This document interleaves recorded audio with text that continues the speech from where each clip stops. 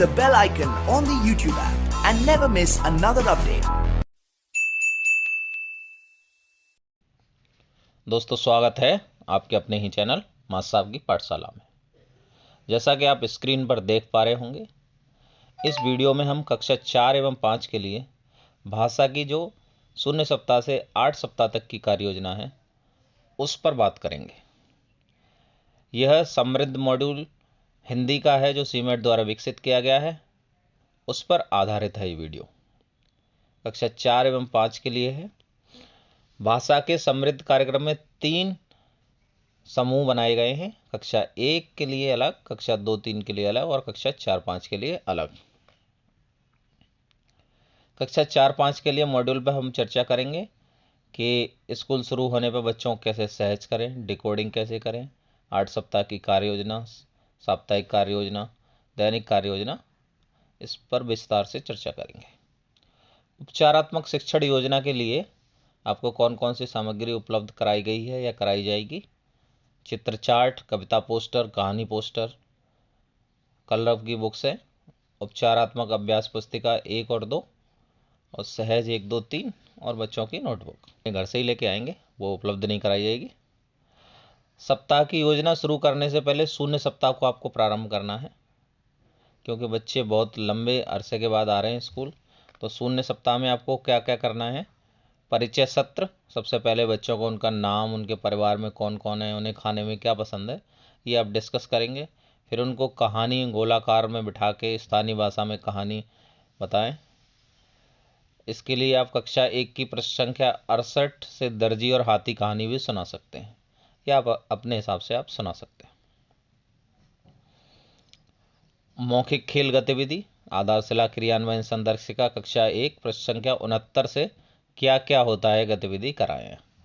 10 minute का समय है। कैसे गतिविधि करानी है ये आपको आधारशिला क्रियान्वयन संदर्शिका में मिल जाएगी। कविता, बच्चों को स्थानीय भाषा में कोई कविता पूरे हाव भाव के साथ सुनाएं और इसे कम से कम 2-3 बार करें। बच्चों को भी हाव भाव के साथ कविता गाने को कहें।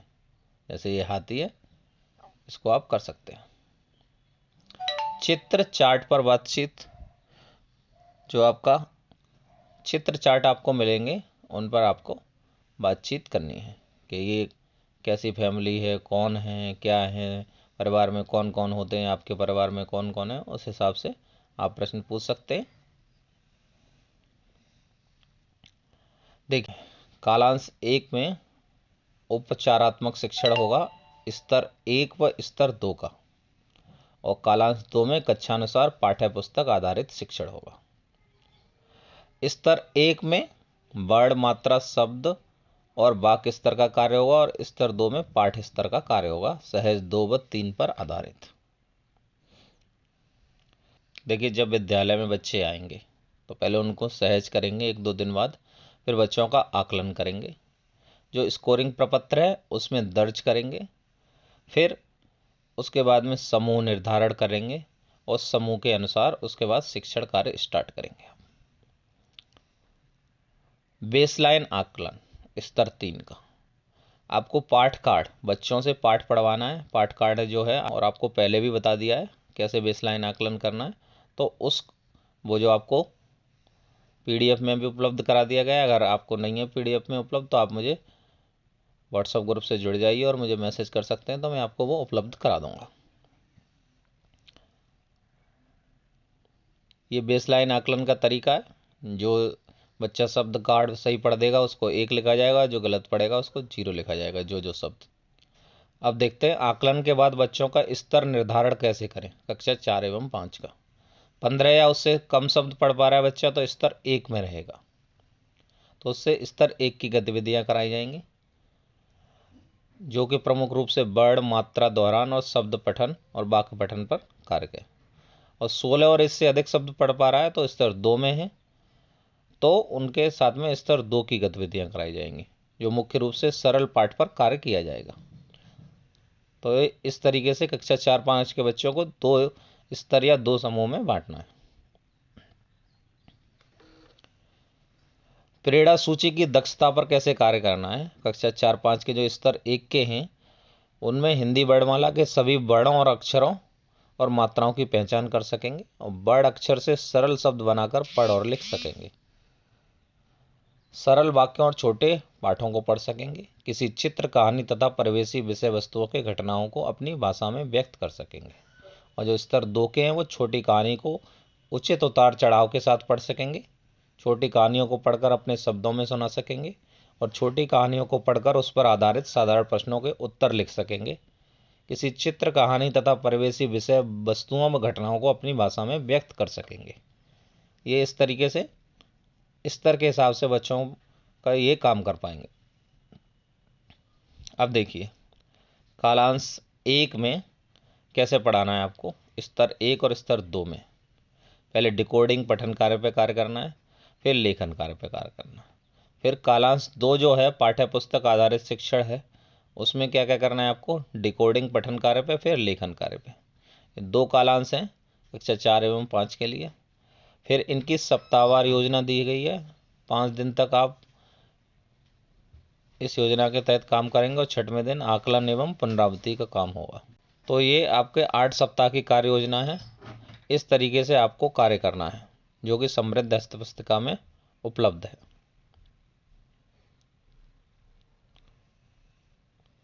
देखिए प्रथम कालांश की साप्ताहिक रूपरेखा भी है। सप्ताह 1 में दिवस 1 में क्या पढ़ाना है आपको, सहज 2 पाठ 9 बरसात का मौसम। दिवस 2 में क्या पढ़ाना है आपको, बरसात का मौसम, कहानी पर चर्चा, प्रश्न और निष्कर्ष। इस तरीके से 5 दिन तक आपको सहज पे या कलरव पे और कार्य पुस्तिका पे काम करना है और 6वें दिन आकलन करना है उनका। ये 8 सप्ताह की रूपरेखा है स्तर 2 की। अब ये पूरी आपको विस्तृत दी है कौन से बुक पे कितने नंबर पृष्ठ पे है और आपको क्या पढ़ाना है। ये सब कुछ आपको समृद्ध हस्त पुस्तिका में मिल जाएगा। प्रथम कालांश के लिए सप्ताहवार दैनिक शिक्षण योजना भी दी है। पहले दिन क्या है, दूसरा दिन क्या है, तीसरे दिन, चौथे, 5वें दिन, 6ठे दिन। 8 का ये एक सैंपल दिया गया है। जैसे स्तर 1 का डिस्कस करते, वस्तु दिखाकर बच्चों से मौखिक रूप से बताने को कहना। जैसे कोई वस्तु दिखा दी है और उसके बारे में वो बच्चे कहे क्या है ये, 5 मिनट देकर उन वस्तुओं के बारे में 2-3 वाक्य लिखने को कहना। कुछ शब्दों को बोलकर उन्हीं शब्दों को घर से लिख कर लाने को कहना और 5 शब्द वाले 2 वाक्यों का श्रुतिलेख लिखवाना। नानी आम लाई, हमने खूब खाए, रोटी गोल है, पहिया गोल है, सूरज भी गोल है। और ये शब्द जैसे तितली, जलेबी, अंगीठी, गोरखपुर, बर्फ आंगन। अब देखिए स्तर 2 की है, ये सप्ताह 8 का सैंपल चल रहा है। सहज 3 पाठ 16 बोलती चुटकी कहानी को अपने शब्दों में सुनाने को कहना और फिर उसमें से प्रश्न पूछने, आप प्रश्नों को बोर्ड पर लिखकर उत्तर लिखवाना। स्तर 3 का एक कालांश 2 का देखेंगे जो कि पाठ्य पुस्तक आधारित शिक्षण प्रक्रिया पर आधारित है। कलरव कक्षा 4 व 5 पर शिक्षण कार्य करने के लिए कुछ उदाहरण नीचे दिए जा रहे हैं। जैसे कि सभी पाठों को ध्यान में रखकर मुख्यतः 2 प्रकार की शिक्षण रणनीतियां तय कर सकते हैं। गद्य जो कि कहानी, चित्रकथा और पत्र संवाद होता है, और पद्य कविता। गद्य, कहानी, चित्रकथा, पत्र संवाद में आपको क्या करना है, पहला दिन बच्चे स्वयं अपने स्तर पर पाठ के चित्रों को देखकर कहानी का अनुमान लगाने का कार्य करेंगे। दूसरे दिन बच्चे उपसमूह में पाठ को पढ़ने का काम करेंगे। तीसरे दिन बच्चे स्वतंत्र रूप से पाठ को पढ़ने का कार्य करेंगे। चौथे दिन शिक्षक द्वारा बच्चों से कथानक और कहानी से जुड़े पात्रों से जुड़े उनके अनुभव पूछे जाएंगे। अब देखिए जैसे पद्य कविता में पहले दिन बच्चों को पाठ्यपुस्तक में दी गई कविता के चित्रों पर ध्यान केंद्रित करते हुए कविता स्वयं पढ़कर समझने को कहें। दूसरे दिन बच्चे उपसमूह में कविता को स्वयं पढ़ेंगे। शिक्षक एक एक करके समूह में जाकर देखेंगे कि किन बच्चों को पढ़ने में मार्गदर्शन की जरूरत है और आवश्यकता अनुसार मार्गदर्शन करेंगे। तीसरा दिन शिक्षक बच्चों को स्वयं तंत्र रूप से कविता पढ़ने के लिए कहेंगे। चौथे दिन शिक्षक बच्चों को कविता को अपने शब्दों में सुनाने का अवसर देंगे। तो इस तरीके से आपका ये हो जाएगा गद्य और पद्य पे दूसरे कालांश में आपको कैसे काम करना है। इसके बाद में आपको एंड लाइन आकलन करना है। स्तर 1 के बच्चों के साथ स्तर 2 का बेसलाइन वाला प्रपत्र ही एंडलाइन आकलन के लिए प्रयोग किया जाएगा। और इसके लिए शिक्षक बेसलाइन का जो आकलन है उसी के चरणों का ही अनुसरण करेंगे। एंडलाइन आकलन के लिए भी वही स्कोरिंग प्रपत्र है जो एंड में दिया गया है। स्तर 2 के बच्चों के साथ शब्द स्तर और वाक्य स्तर दोनों प्रकार का एंडलाइन आकलन किया जाएगा। शब्द कार्ड जो है शब्द वाला भी और वाक्य वाला भी। पहले शब्द पठन का आकलन बेसलाइन की प्रक्रिया अपनाते हुए करें।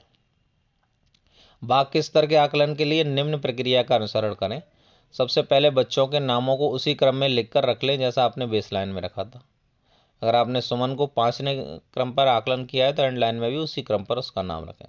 वाक्य पठन कार्ड देकर बच्चों को पढ़ने को कहें। वाक्य कार्ड के बॉक्स में दिए गए उदाहरण जैसे रीता आ रही है को पढ़कर दिखाएं। बच्चे से बोलें कि वे भी ऐसा ही पढ़ें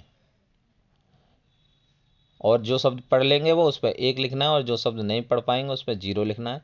अगर बच्चा 5 सेकंड से ज़्यादा रुकता है तो उस पर 0 लिखना है। और कुल सही जो शब्द उसने पढ़े हैं वो आपको जोड़ के लिख लेने। अगर बच्चा 15 सही पढ़ता है तो उसे वाक्य स्तर पर माने और स्कोर कार्ड में राइट का निशान लगाएं। ये जो स्कोरिंग प्रपत्र है आपका, इस तरीके से पहले बच्चे का नाम लिख लेना है, कक्षा लिख लेनी है। रोहित अगर उसने सही पढ़ दिया तो इस पर 1 लिख दिया जाएगा। के सही पढ़ दिया तो इस पर 1 लिख दिया जाएगा और जो नहीं पढ़ पाया वो 0। और यहाँ पे टोटल काउंट कर लेंगे कितने हैं और फिर बच्चे का स्तर आपको पता चल जाएगा कि पहले स्तर में है या दूसरे स्तर में। ये स्कोरिंग शीट का नमूना है। इस तरीके से आप इनके प्रिंट आउट निकाल सकते हैं। कुल सही शब्द पढ़े गए शब्दों का योग हो जाएगा और वाक्य स्तर क्या है और पठन स्तर उसका क्या है ये आपको पता चल जाएगा। तो इस तरीके से आप कक्षा 4 एवं 5 के भाषा का आकलन कर सकते हैं। और भाषा में क्या पढ़ाना है ये सब कुछ आपको वीडियो में बता दिया गया है। और इसकी जो सहयोगी पुस्तकें हैं उनका लिंक और जो आकलन प्रपत्र है उसके वीडियो का लिंक आपको डिस्क्रिप्शन बॉक्स में मिल जाएगा। अगर आप हमारे चैनल पर नए हैं तो चैनल को सब्सक्राइब कर लीजिए जिससे आपको लेटेस्ट अपडेट मिलते रहे।